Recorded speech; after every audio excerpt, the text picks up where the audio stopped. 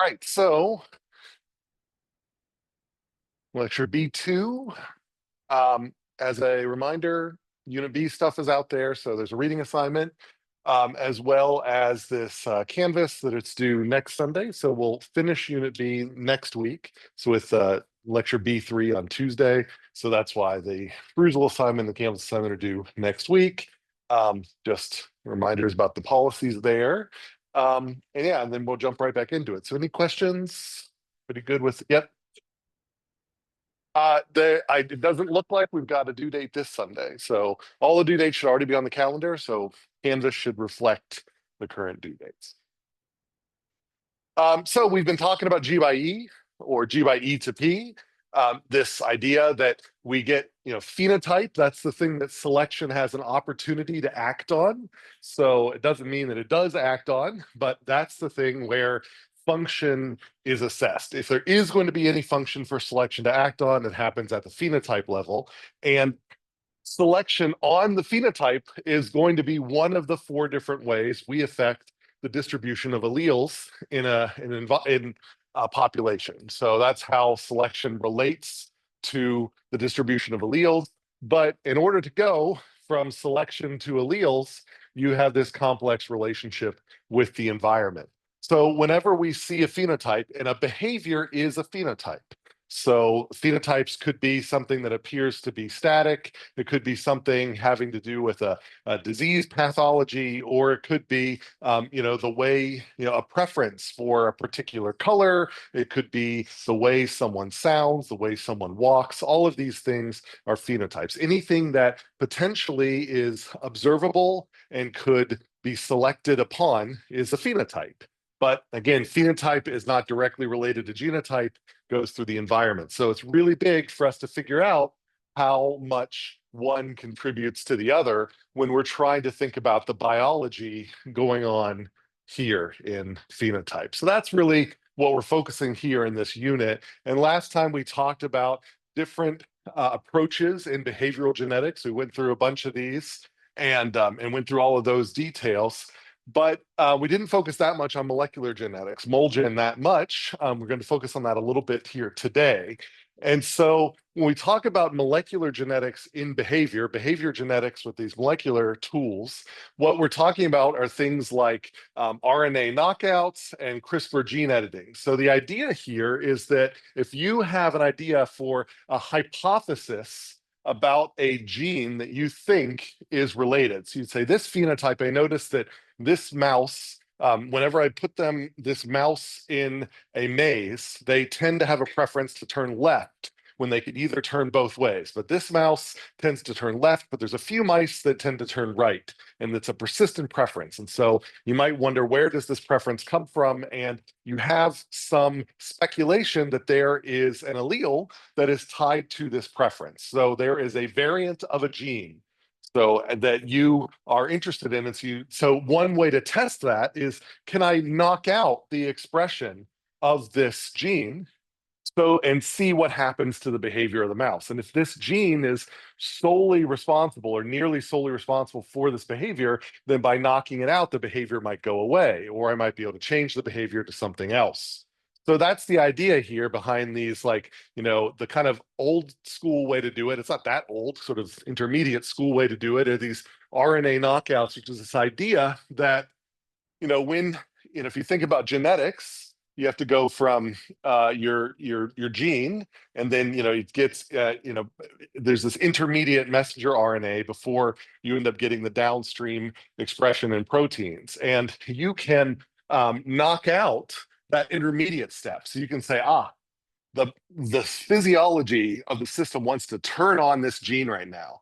Before we can get it to express the protein, we can gobble up any messenger RNA that looks like that gene before it can get downstream. And so even though the gene is being turned on, we can prevent it from being expressed. That's a so-called RNA knockout. So it disables the transcription and thus the translation of that gene. So it knocks out that RNA. So it prevents the messenger RNA from doing what it has to do. And that's a way that if you think you know that this gene is important, you can just get rid of it and see what happens to the behavior of the animal. So you can do these things on flies, on mice, on a bunch of these things where these tools are tractable to apply. More recently, CRISPR gene editing, very flexible. So you can go in and do more interesting edits. So you can actually add letters, take away letters. So you can find, certain you can find the allele that you think is responsible, change it to something else, or do something to it that disables it. Or you can do things like add things to it so that whenever it's turned on, something more conspicuous get turns on. Like you can literally make, parts of the mouse glow. And then you can look for that and you say, oh, whenever they're turning left, then this part of their brain is glowing. Whenever they're turning right, it's not. So we might have found the thing that the fact that left is always corresponding to this thing that we made glow, then that must mean that this thing is involved in the left turning. And you can do these types of edits with CRISPR. So there have been a couple of different promising ways this, but you got to know ahead of time or have some ideas of what these candidates are for you to do these editing here.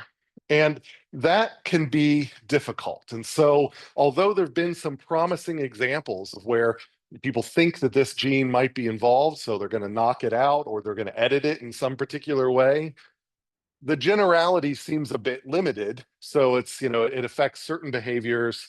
It may not seem to generalize across multiple species.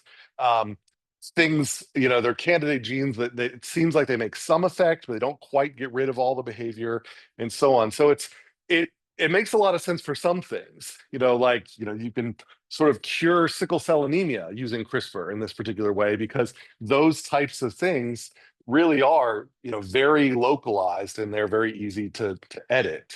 But behaviors are funny. And that goes back to something we talked about last time about quantitative genetics and quantitative traits. Most behaviors, at least we think, it seems this way, most behaviors are quantitative traits. They involve the combination of lots of different genes in concert working together, plus the environment. And so this, and there's additive effects and even these non-additive effects. We'll talk a little bit more about that on Tuesday. But this means that you can't. There's not just one single gene. It's not like you can take someone who has an IQ of 40 and edit a gene and then give them an IQ of 140. IQ is not something that we could find at one locus, one location on one chromosome, and we can easily edit that. It's a combination of lots of things. There's redundancies. There's all sorts of other stuff in there. And so really when we look at behaviors, if we want a toolkit to look at the genetics of behavior, to really understand which genes are doing that, we need something that is thinking broader than a single gene. And that's the sort of stuff that we'll talk about in lecture B3. But I'm motivating this here to say this is the reason why you don't really think about, that there's a single gene I can edit and then make a major change in behavior. It's not like there's a shy gene and a bold gene. And if I just change this one gene or a shy allele and a bold allele, and if I just change the shy allele to a bold allele, then the animal will suddenly become very aggressive and dominate its hierarchies and things. That might be the case for some behaviors, but a lot of behaviors are much more complex. So it's a nice idea, but so far, it hasn't been as powerful as maybe once people thought it could be. And what's getting more interesting is the role of the environment. And I don't just mean the outer environment. I talked about epigenetics last time, introduced that, also the inner environment. And so this idea that you've got not only this outer environment, which provides you input coming into the organism, but inside the organism, you can have different contexts. And new contexts can be set up by the organism's development. That can be set up by all sorts of things. And so this sort of, one of these things that's inside the organism is the so-called epigenotype. So we had genotype that we defined last time, which is like your collection of alleles, every individual's collection of alleles. And then now there's epigenotype, which is your, and we're going to talk more about the mechanisms here, but your individual collection of non-genetic modifications to gene regulation. So you've got genes, and you and I might have exactly the same alleles. But if we have a different epigenotype, even if we're given the same environment, we will express a different phenotype because we have a different epigenotype. So this is where that epigenetics comes into play. And this idea, this broader idea of G by E, people refer to this not just in terms of epigenetics, but there's lots of different ways that you can break environment up into two. Developmental biologists and developmental psychologists talk about E as your early childhood, the inner E here, the red E here, as like your early childhood development. So the home you grew up in, the parents and how they treated you, your schooling, all of those sorts of things set up a context which made a plastic deformation in you, which changes the way that you as an adult respond to the environment, regardless of what your genes are. So that is, one of the things when people talk about G by E. Some people, we talk about the difference between sex and gender. Some people will say that sex lives in G, but gender is a context that lives in the inner E here. So it establishes a more stable environmental context on which the genes here express themselves differently based on that environmental context. So for the same outer environment, you might get a different phenotype expressed because of that context, not because of a change in the genes. So sex and gender, that's another thing that gets split up this particular way. So G by E, a lot of people use this E by E factorization to talk about the inner E is a long-term latent you can think of it as a stable yet still flexible. So it can vary across people, it can vary across your life, but on a day-to-day basis, it's pretty stable. So it's a way to factor out. The outer E is like a change in stimulus, like, oh, it just got louder in the room, or it got quieter in the room. Or I can, someday, I work in this location, I live in that other location, and I might behave differently at work than I do at the other location. Well, that changing back and forth, that happens relatively rapidly. That's the outer environment. But the inner environment is something that, regardless of what the mechanism is, it's something that, due to a long-term history change in me, it has a more stable impact. It filters the way in which my genes interact with the rapid changes in the environment around me. That's what we mean by G by E. It's like long-term environment and short-term environment. And right now, in this class, we're focusing on the component of the long-term environment or the inner environment that I refer to as the epigenotype for epigenetics, because epigenetics is one of these mechanisms that can leave that. When you talk about that plastic deformation, when you stretch someone and you let go and they stay stretched out, like, what is the mechanism? What are you stretching in that person? The epigenetotype is one of the candidates for what you're stretching in that person. You're not changing their genes, you're changing the things that are bolted onto the genes or have the ability to bolt onto the genes to change how they're expressed. So non-genetic factors within an individual that regulate the expression of genes. And I'm going to give some examples of that and how they affect behavior. Talk about social insects here in a second as well. But before we do that, any questions about this idea? This G by E or anything on this slide? Does that make sense what I mean by a latent, slow environment and a kind of a more rapidly changing outer environment? Okay. All right. So there's a lot of different ways that your epigenotype or your epigenetics can work. I put some sort of standard ones that are up here. A big focus here on methylation, which is somewhere on here. So DNA methylation right here. So remember your organic chemistry.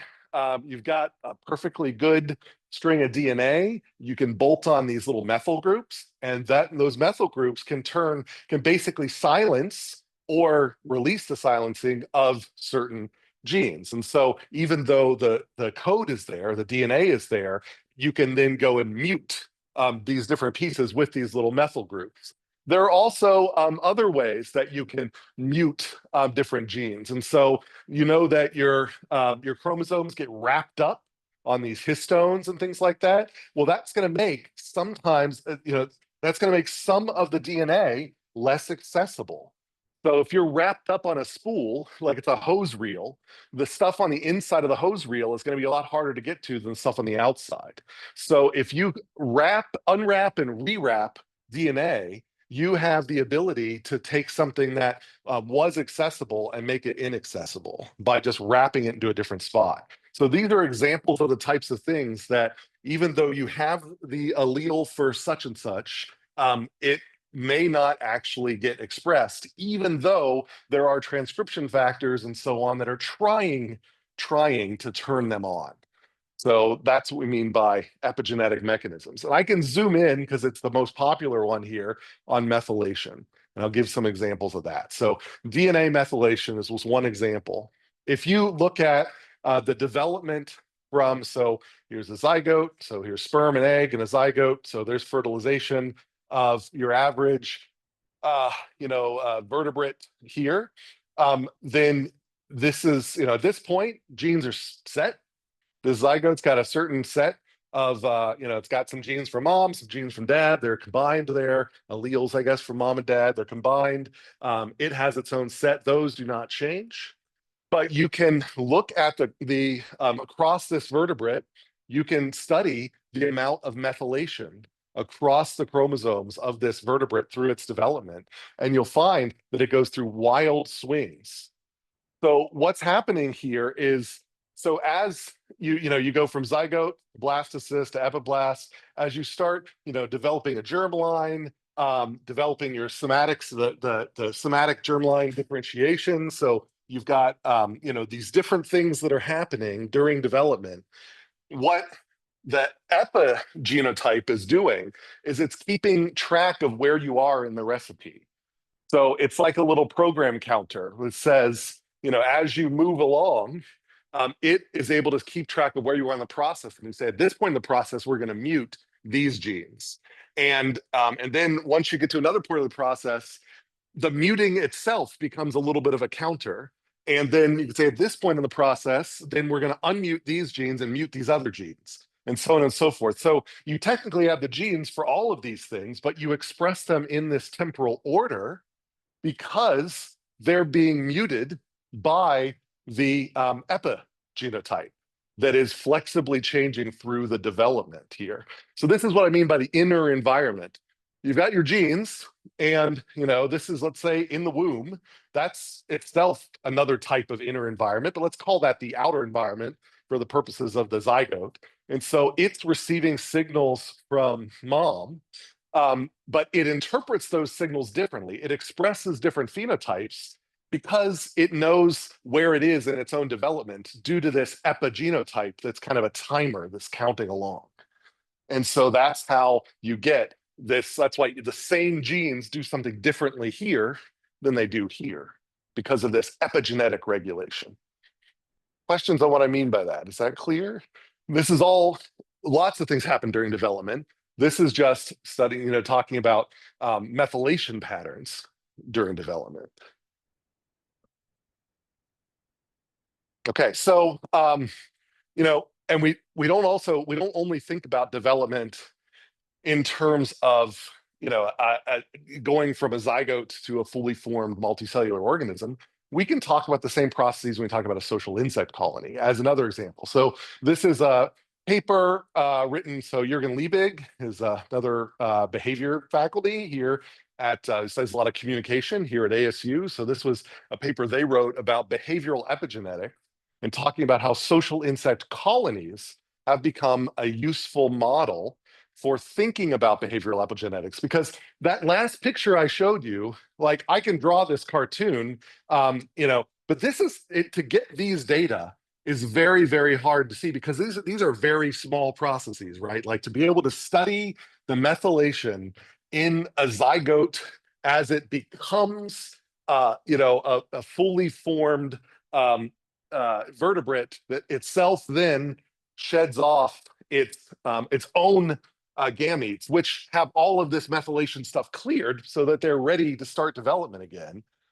This is a great picture, and you can do this work, but it's really hard and it's really small, and so what the proposal is here is, are there similar things happening in larger scale systems like colonies of social insects where we see the same general patterns and we can experiment on them in the similar sorts of ways, but they are more tractable, more experimentally tractable?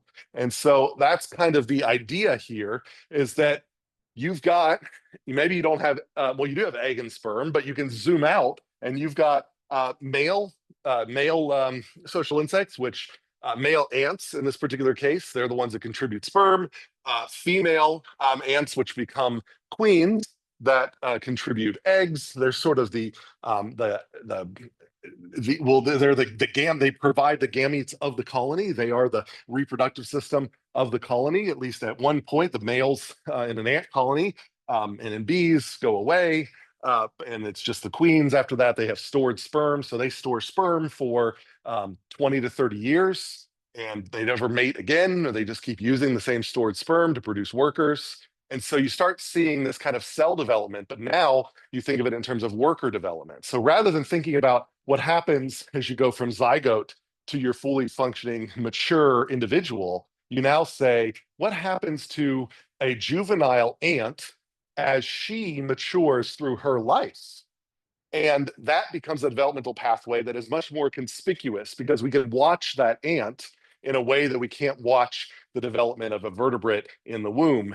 And so they sort of talk about here is that these parental, they have epigenetic factors. They have their genome, they have their chromatin structure, they have methylation and things like that going on. They've got environmental factors, the non-inherited environmental factors, nutrition, social context, and so on. And if you look at an individual worker, you can study how these things affect how a worker shifts from one cell type, one worker type, to another. So a worker starts out as a nurse. She takes care of brood. So she's carrying this little comma-shaped thing as a larva, an ant larva. And then there are thresholds that, once there are nutritional thresholds that get triggered, then even after you bring that nutritional trigger, the nutritional input, that environmental input back down, she stays switched into her new role as a forager. So you can have nurses that you can then trigger into flipping into foragers. So she starts foraging, but then whatever that stimulus was, that was her background context being a nurse, doesn't make her flip back into being a nurse. And the reason that seems to be is that there is epigenetic memory inside the nurse. And so the environment changed temporarily, that flipped a switch inside the nurse, and then now she's stuck as a forager for the rest of her life, not because her genes changed, the environment didn't change, but her history changed. So that's why we separate out G by E by E, is that we can take the two outer G and E's and put them back into a state that they previously were in. But because of that inner E has this history dependence, then it changes how things are expressed. You go from a nurse initially, you temporarily create an environmental perturbation, it changes that inner E, and now she's a forager for the rest of her life. And that's the same thing that's going on in that developmental cycle as we go from zygote to our multicellular invertebrate baby friend. And but that's happening at the cell level or at the organ level. Now we can actually look at individuals that act like differentiated cells inside a colony, where the colony is the body that is developing, and gradually its workers are switching from one type of job to another. As other ones come in, they fill in these jobs and so on. So this is a much more macroscopic way to study epigenetic regulation, which is why in this paper, they're arguing that behavioral epigenetics, which is an important field, may have more success getting answers out of social insect colonies than it does out of looking at individual fruit flies or individual mice. Questions about this example? So behavioral epigenetics. And so behavior being determined by historical changes inside an individual as opposed to the genes or the environment. G by E by E. Okay. So we can ask a question like, how does a nurse switch to becoming a forager? If we think about Tinbergen, so just a review here, where would you put this causal question in the scale? Is it function, phylogeny, ontogeny, or mechanism? How many people would say function? How many people would say phylogeny? How many people would say ontogeny or development? And how many people would say mechanism? Usually I get confusion, or I get not confusion, I get the most answers down here, ontogeny and mechanism. And there's often some debate in the class about, well, is it mechanism or is it ontogeny? I put this under ontogeny, into development, because we're not asking how does a nurse do her job? Like, there are interesting questions about what makes a nurse feed a larva. And they're like, oh, there's larval begging. And and larvae do, if you ever look at larvae under a microscope, they'll beg. Just like little birds, they open their mouths and they beg for food. And you say, there's larval begging. That releases the behavior of feeding in the nurse. That would be a mechanism. How does a nurse switch between jobs? Like hypothetically speaking, the begging is what caused that would be a mechanism on here. But we ask about how does she become a nurse, or how does she mature out of being a nurse? That's a much longer time scale, and that's why we call that a development question. So it's still mechanistic-ish. It's still at the proximate level. We're still wondering what inside the nurse is causing her to switch from nurse to forager, but it's at a time scale that we view it as a developmental question, not a mechanistic, not a lowest level proximate. It's not quite super proximate. It's a little more ultimate, I guess. So it's a little higher than that. So any questions about that differentiation, so to speak? Differentiation, that was a development joke. Doesn't matter.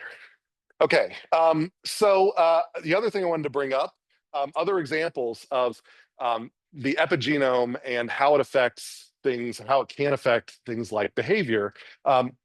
This term imprinting, I want you to know, genomic imprinting. This is when, you've got mom and dad. Mom can silence certain genes and dad can silence other genes.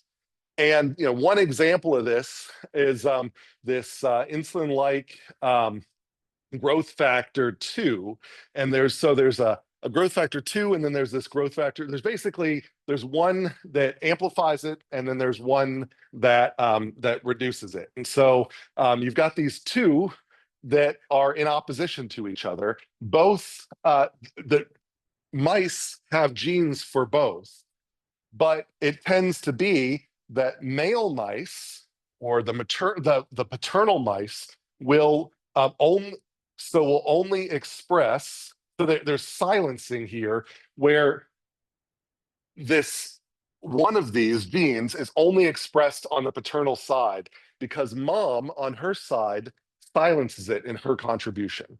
So when you inherit genes from mom, the allele you get from mom is turned off. It's still there, but it has been silenced. It has been methylated. It's been turned off. But on the other side, you get this IGF2R gene from both mom and dad, but it's only expressed from mom because dad silences it. And in this particular case, if both of them are present and not silenced, you get a normally sized mouse. So if neither of them silence it, then they come into balance and you get a normally sized mouse. If instead both of them silence it, you also get a normally sized mouse. But if you get the mom silences, but dad doesn't, then mom's pressure wins and you get a dwarf mouse.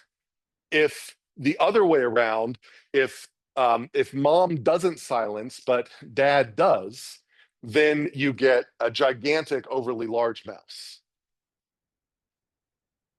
So when I say IGF2R is maternally expressed, then Yeah, so this is maternally expressed here, paternally expressed up here. So dad up top, mom down the side. So this is an example where we're not changing the genes, we're changing the methylation patterns. We're changing the epigenetics here, the epigenotype here. So you get an epigenotype, you get half the epigenotype from dad and half the epigenotype from mom, even if the genes are the same, the epigenotype can be different. And this is known as genomic imprinting. So you're getting genes, you're getting alleles from mom and dad, but you're also getting this imprinting where mom and dad can silence things differently. And that can be a manifestation of sexual conflict between the two sexes. And that's one way that, so that's one an important epigenetic mechanism. So it's just a term that I want you to know, genomic imprinting. It's different than the imprinting we'll talk about when we talk about learning, but you could argue that they're related, sort of conceptually. But this is an imprinting down at the genomic level. All right. Yep.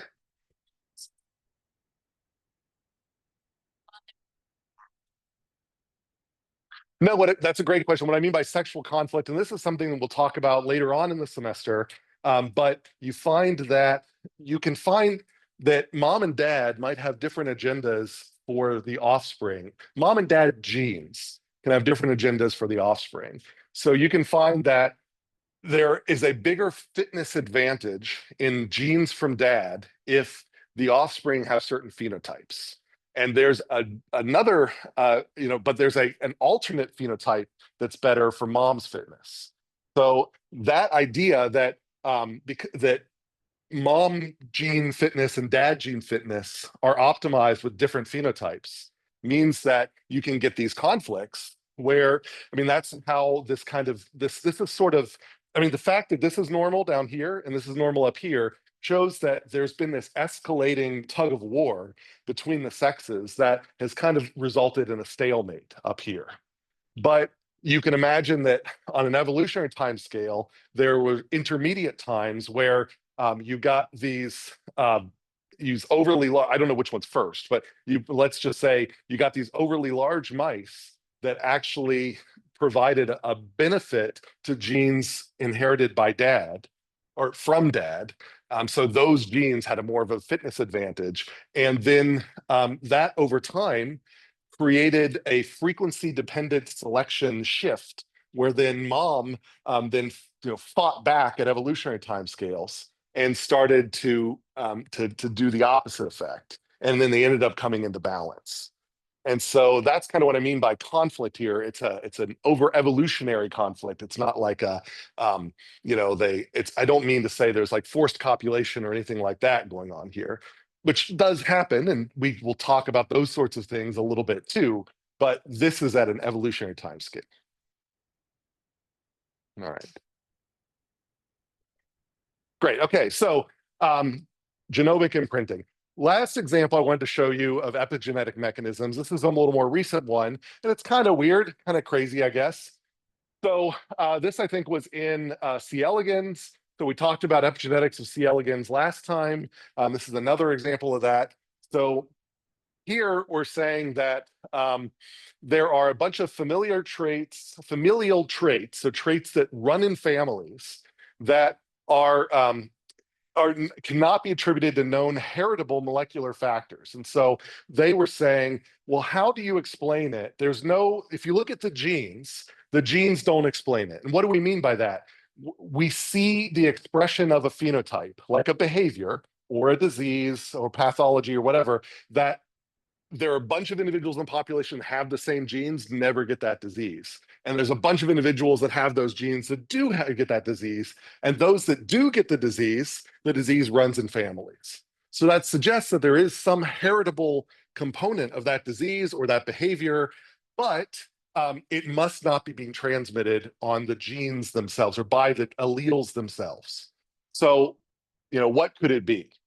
But what they found here, rather than thinking about methylation patterns and stuff like that, the more traditional epigenetics, what they found is an amyloid-like protein. So this is a family of proteins. You might have heard them implicated in things like Alzheimer's in the brain. So it's an amyloid-like protein. These are structures that are inherited in wild-type animals and influence traits. So these are proteins floating around in the bloodstream that appear to influence traits.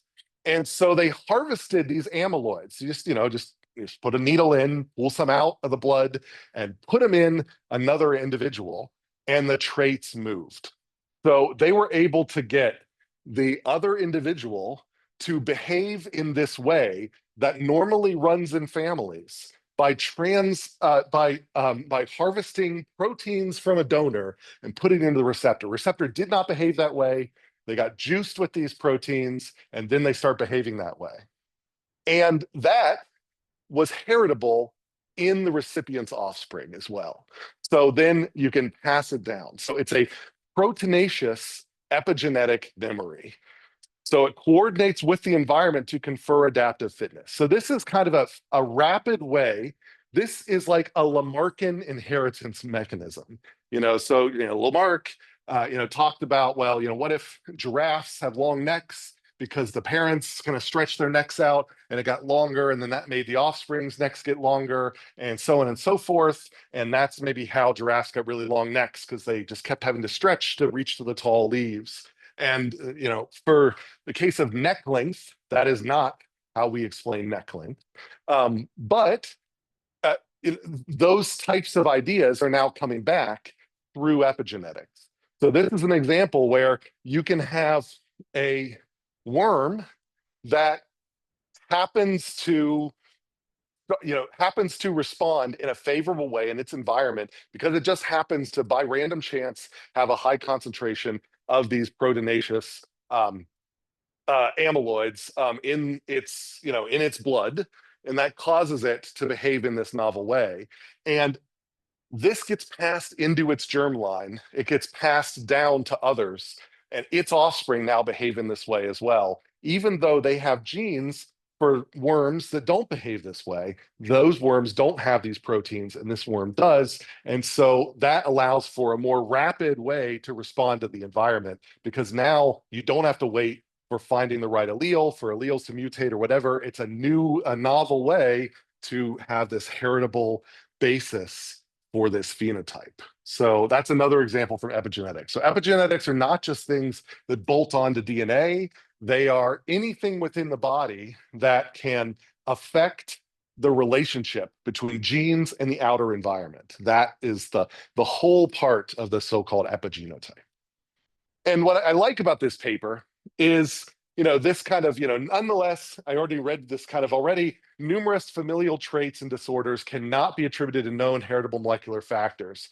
And so it's really this question here. They're saying that we know that when we hold the environment constant and we hold the genes constant, there are these other things that must be heritable because they're passed down via families, but we don't know where they're being inherited. Are they some sort of microenvironment that is it's like living in the same house that your parents lived in? That theoretically is like a niche construction where this niche is sort of passed down to you, and if it's well suited for you, then you get all the benefits from it. But so is there something on the outside of the worm, or is there something on the inside of the worm? Where does it come from? And that raised this question. That's why they went into this. And then somebody came up with this idea that maybe it's proteinaceous. Let's try these transfers of these proteins. And it turns out they could get, they showed that this is a new heritable factor. So, that just sort of just goes to science, is that science is explaining as much variance as you can. And whenever you see something that is not explained by the things you control for, that causes you to pose new questions and new hypotheses, possibly at different levels of Timbergen's 4. And that then leads you to new explorations so that you can chip away at more and more of this unexplained variance. So if we look at worm behavior, maybe you got 60% comes from the genes, maybe you got 20% that comes from the environment. There's another 20% that just seems like a random number generator. The worm just behaves randomly. But then you start noticing that, aha, worms with these proteins predictably behave this way. Worms with these proteins do not. So now you've got gene by protein by environment, and now maybe you've answered another 10% of that variance. Only there's 10% left over. So that's our quest for things. As scientists, it's our quest to explain the unexplained variance. And that's a big part of what we do in this unit, is talking about where is the variance coming from. The variance in phenotype. Can it be explained by the environment? Can it be explained by the genes? If it can't be explained by either of those, then what's missing? And that's what led to that study. All right. So that's kind of what I'm saying the rest of Unit B is. Okay. Questions about that? Our background for setting up, those are the molecular mechanisms of gene, environment, and their interactions. All right. Yep.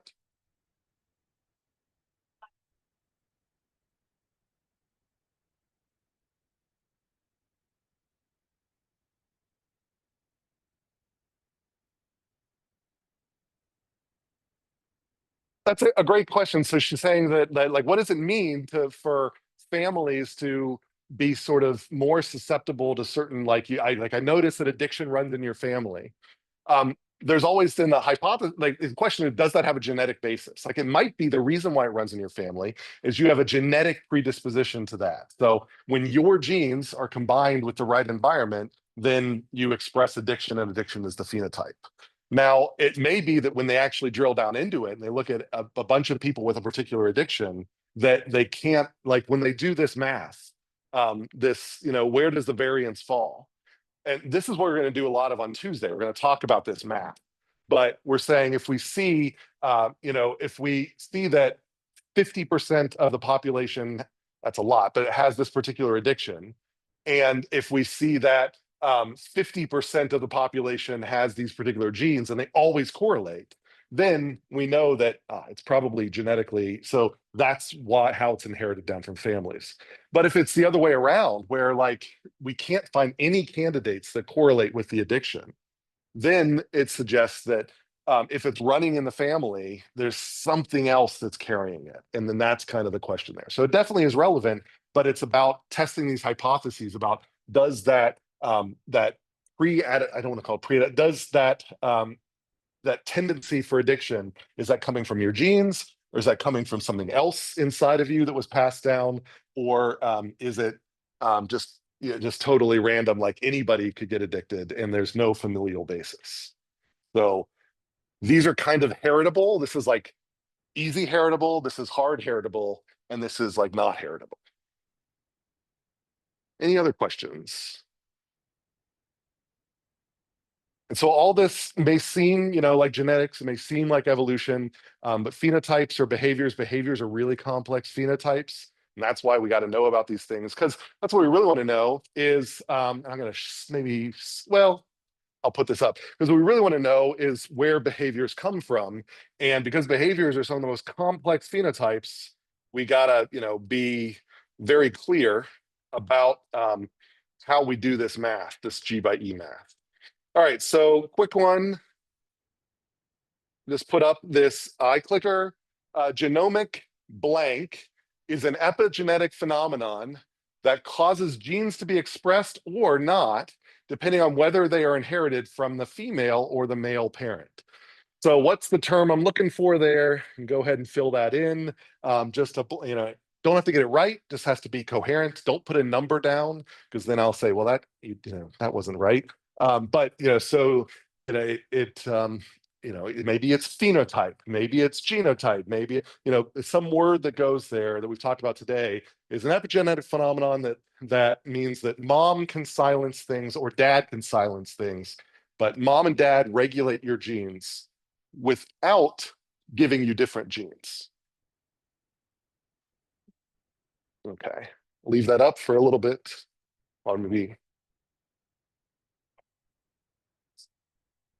We've got large fraction of the class. I'll leave that up for another 15 or so seconds. Maybe I'll just move forward. All right, so the rest of Unit B, today and Tuesday. What methods can help us isolate these normally coupled effects of genes or the environment. So what methods help us understand how different genes may contribute to a behavior and potentially many genes? That's kind of our focus here. And we're going to go back into what's going to, I think, looks like more conventional behavior, more like what you probably thought you'd see.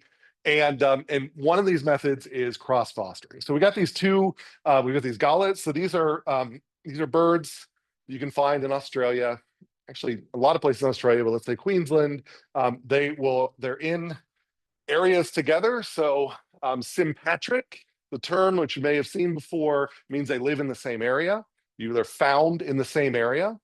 So we've got the gala, the rose-breasted cockatoo here. We've got the pink cockatoo here.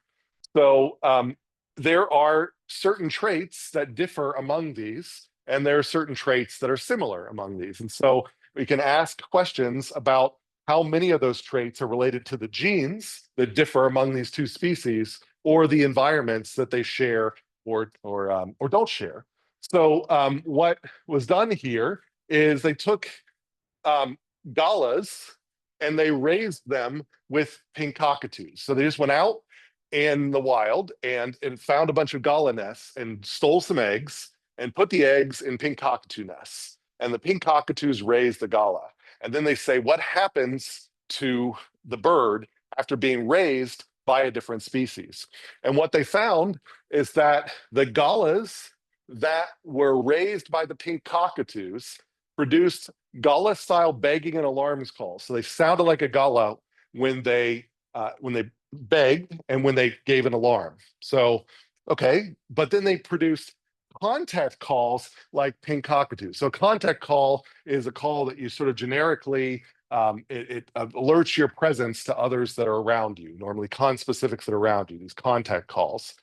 And their contact calls did not sound like gala contact calls. So initially we look at this. This is a so-called cross-fostering experiment where you take an individual from their normal environment and then you put them in the developmental environment of another group in order to tease out genes in the environment. So what conclusion can we draw maybe from this? What conclusion does this support? Any guesses? You still saw, yeah.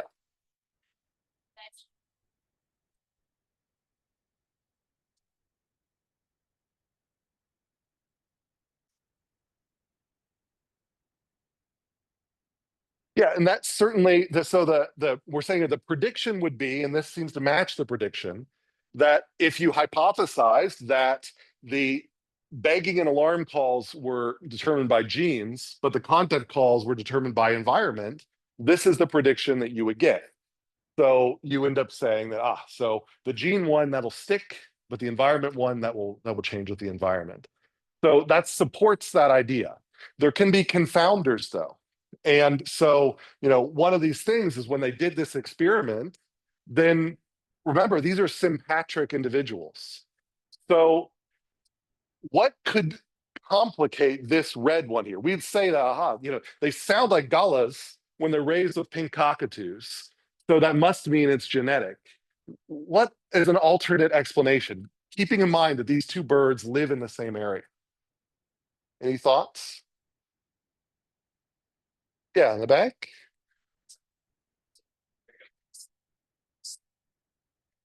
Yeah, there's still also, and can you drill down on that a little bit further? What could be like why is it important that they're in the same environment? Why would that create? What is the specific criticism about this result that relates to them being in the same environment?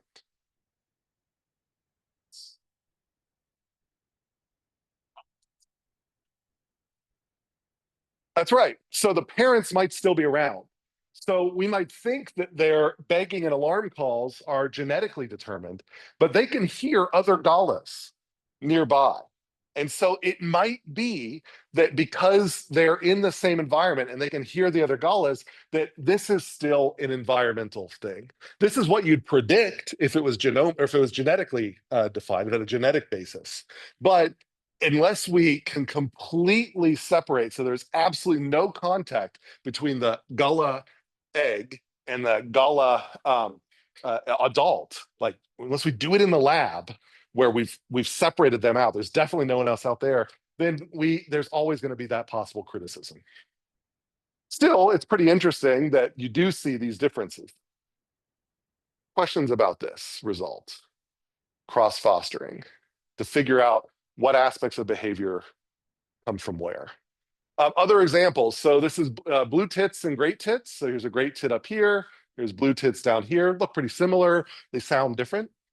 So you can do a cross-fostering experiment. There's a lot of data here, but I'm just going to focus, I think, on the bottom here.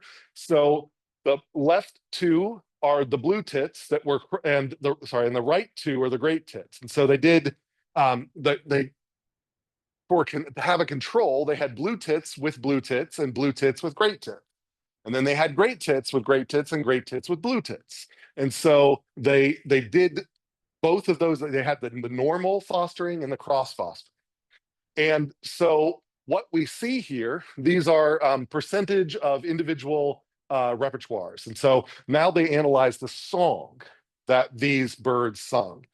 And what we see in the blue tits, maybe it'll be easier for me I'll do the simpler one over here. For the great tits, this yellow one here, and they've got the shared, unique, so yellow is shared, pink is unique, and green is heterospecific. If it's hard to see those colors, yellow is on the far left, pink is in the middle, green is on the far right. And so they've got cross-fostered as this group, great tits, control is this group, great tits, cross-fostered is this group, blue tits, control is this group, blue tits. And so what we see here is that from this group to this group, these bars don't look that different. They do have some differences in the heterospecific here. So they're saying that in the control, the blue tit always sounded like a blue tit. In the cross-fostered blue tits sometimes made calls that sounded more like the great tit, the one they were cross-fostered. They made the heterospecific calls. But it's not, the difference between these bars and these bars to me isn't that great. But on this side, you can see that in the control for the great tit, then this shared amount of shared repertoires in their control group was much higher than in the cross-fostered. So this group is very different than this group. So this sort of suggests that maybe the great tit has a greater environmental component in its song development than the blue tit, but they both have some environmental component, but it's just greater in the great tit. So that's what I mean by we're just sort of shuffling, like we're not ever going to say this is all genes and this is all environment, but it's going to say that there is a strong environmental component for one and a strong heritable component for the other. That's what we're sort of trying to study here. So similar cross-fostering idea. Let me give you another cross-fostering example here. There are same issues with the field, though, the fact that they did them in the same field. So this was a lab example. You can do cross-fostering in the womb as well.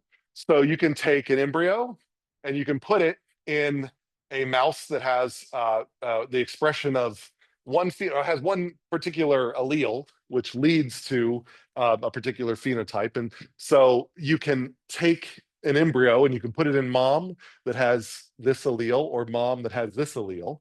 And then you find that regardless of who you put it in, the cross-fostered embryos behave like the recipient strain of mice. And so there is a behavior so this mouse that's white here, she has a particular behavior that, so it has nothing to do with her being white necessarily, but there is a behavior that when you put the embryo in her womb, that behavior then somehow shows up in the embryo, that if the embryo was put into the womb of one without that, then it wouldn't express that way. So it does pick up.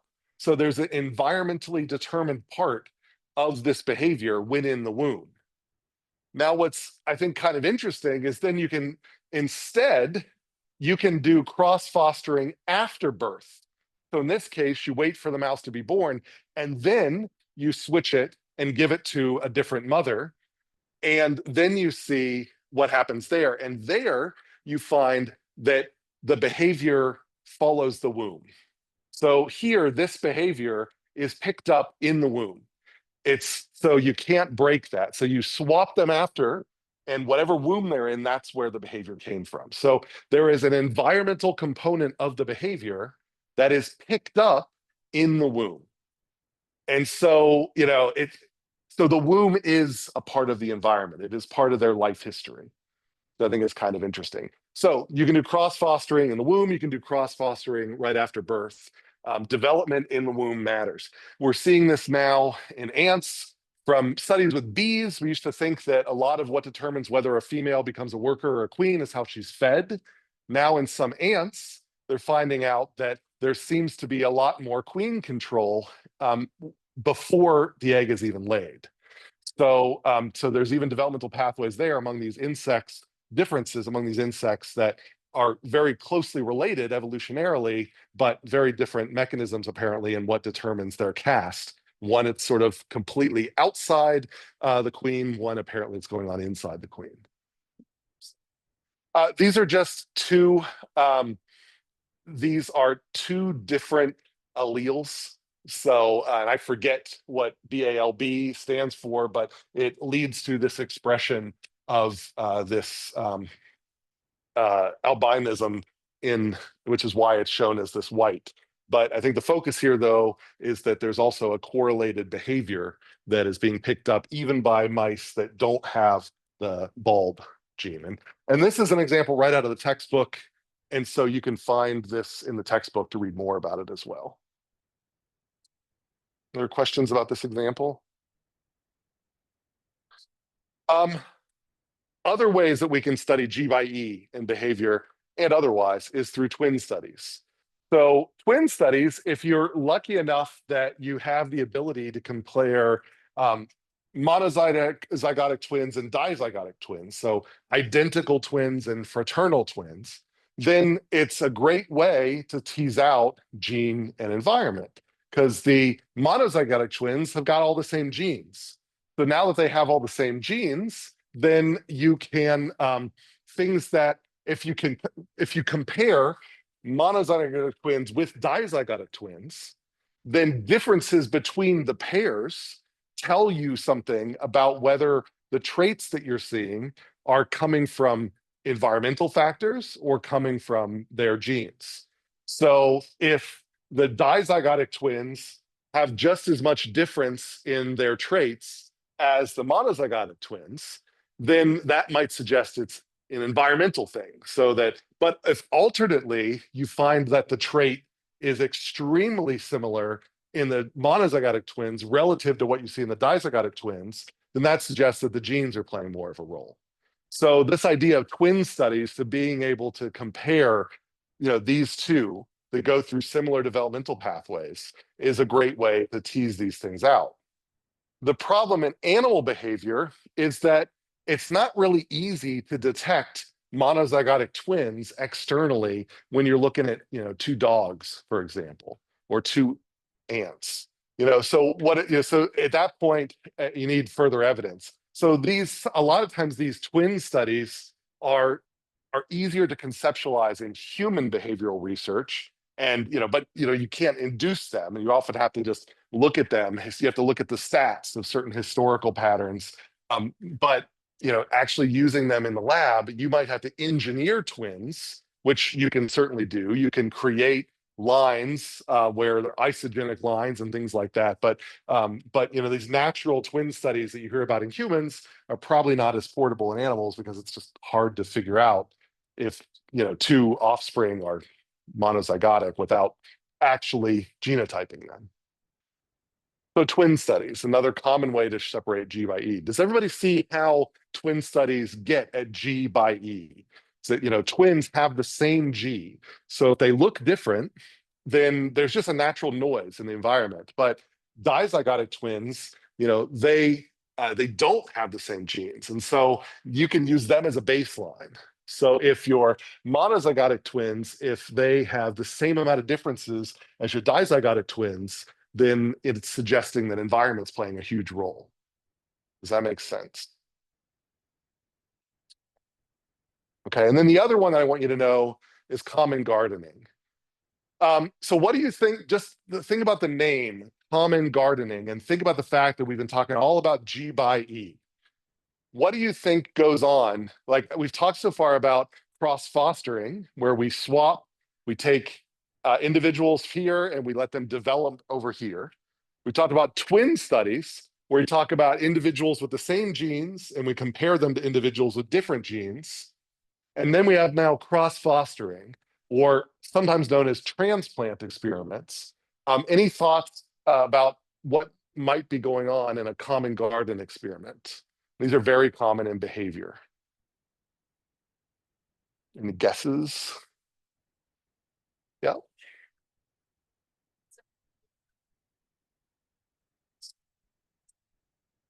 Yeah, well, so that's getting there. So the thought was maybe you put one organism into a group of entirely different organisms, and maybe you mean what I'm getting at here, but that by itself sounds to me a lot like cross fostering.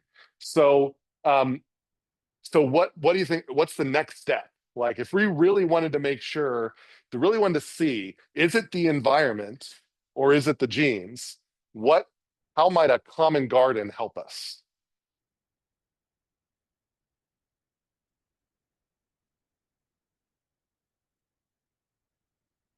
So I've got like I look out there and I see that there's spiders, and this spider builds this type of web, and this spider builds this type of web, and this spider builds this type of web.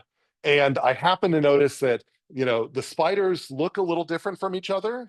They all can breed, so they're ecotypes of each other. They might be ecotypes. So all one species of spider. So I got this orb weaver here, this orb weaver here, this orb weaver here. This one is in Ohio, this one's in Tennessee, this one's in Florida. They all can mate, but they produce different looking webs. And I want to know, why is this orb weaver's web, that's the behavior, web building, why is its web different than this web? And why is this web different than this web? Is it a genetic component, which would imply an ecotype? Is it being selected for this environment? Or is there something else? Is it just a function of the environment? This environment has less nitrogen. This environment has more nitrogen. This environment is really hot. And those three things might be driving the web, but it might be the same genes behind it all.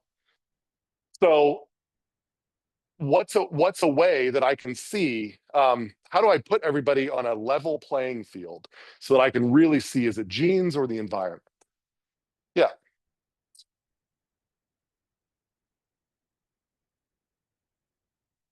just two. Right. I could take all three and I could put them in a common garden. So I take all three, I collect, 50 spiders, 50 orb weavers from Ohio, 50 orb weavers from Tennessee, 50 orb weavers from Florida. They all have different webs. And I then bring them into the lab and I create a generic spider environment. I control the humidity, I control the temperature, I control the nutrition, I control everything about it. So I know that all three spiders get the exact same environment. It's like a twin study, but instead of twinning the genes, I'm twinning the environments. So I hold the environment constant, and then I see, do the spiderweb differences go away? If they go away, then I know it must be the environment. If they persist, then I know that there must be some aspect of their genes that's holding on to those differences. Yeah.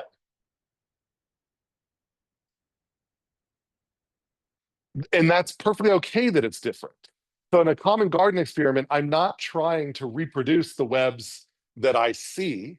I'm trying to say there is a behavior, there is a phenotype, there's the general behavior, the general character that I'm focusing is web building. And I want to know, um, the phenotype that the trait, the web building trait that they have, is it coming from their genes or from the environment? It might be the webs that they build are completely different than the webs that they're in nature. And they usually have spiral webs and now they build square webs or something like that.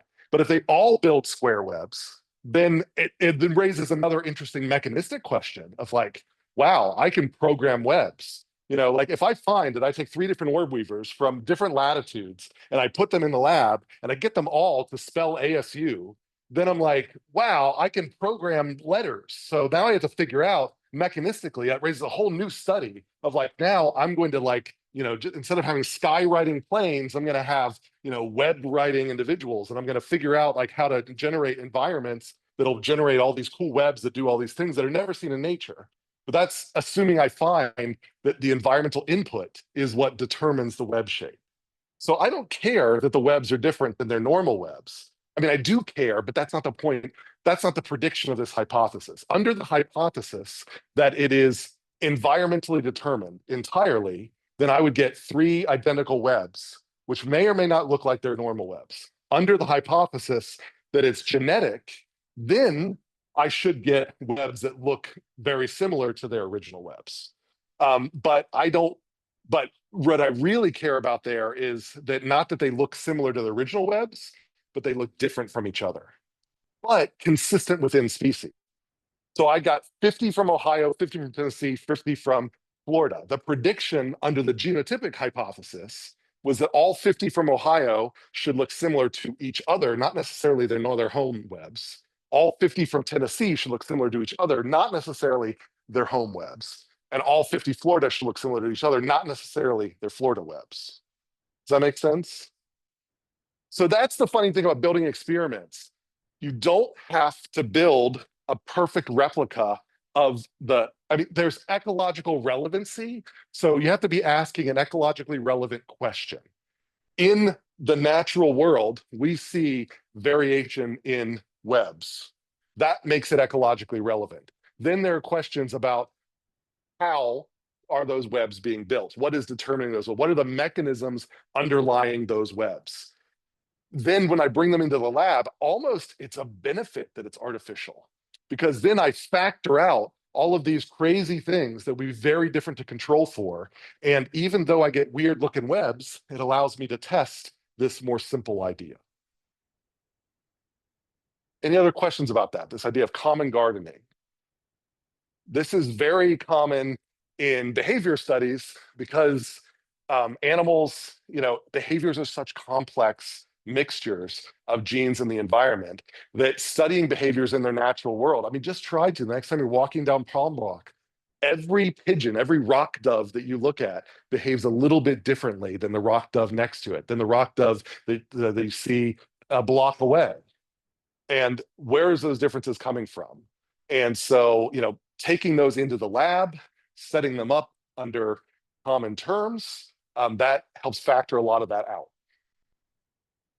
All right. So, and of course, this is big about telling us about ecotypes. So if they are genetically determined, then we think of those as ecotypes. That means that selection has acted on the spiders and has promoted certain alleles that has led to a local adaptation. That is an ecotype. But if we find out that we bring them into the lab and they stop doing the Ohio, Tennessee, Florida thing, then in that case, it's not an ecotype. It's just a shadow of the environment that they're in. Okay. So, that was today. We're going to then talk about things like QTL and GWAS, which are more genetic based. So how do we start seeing if there is a suite of genes, which suite of genes? So today was about how do we determine if it's E or G? Now, if we find out that those spiders, it's G, one of the next steps is to say which Gs, what genes seem to be tied to spider building or whatever. We had to determine it was G first. But once we do that, then we need to see there could be 1,000 genes, which several hundred are involved in web building. That's what we're going to talk about on Tuesday. So this is all we talked about today. And this is our reminder, nothing this weekend, but coming up next week. And with that, we'll close with this last question here. And I'm sure the TAs would love to talk to you after class here. And then you can also escalate up to me as I'm tearing down here. But let me start this multiple choice. Question here is, what is the most specific name of the method that places the young of one into the care of another? So is it common gardening, cross-fostering, twin studies, or cloning? And otherwise, have a good weekend. We'll see you next week.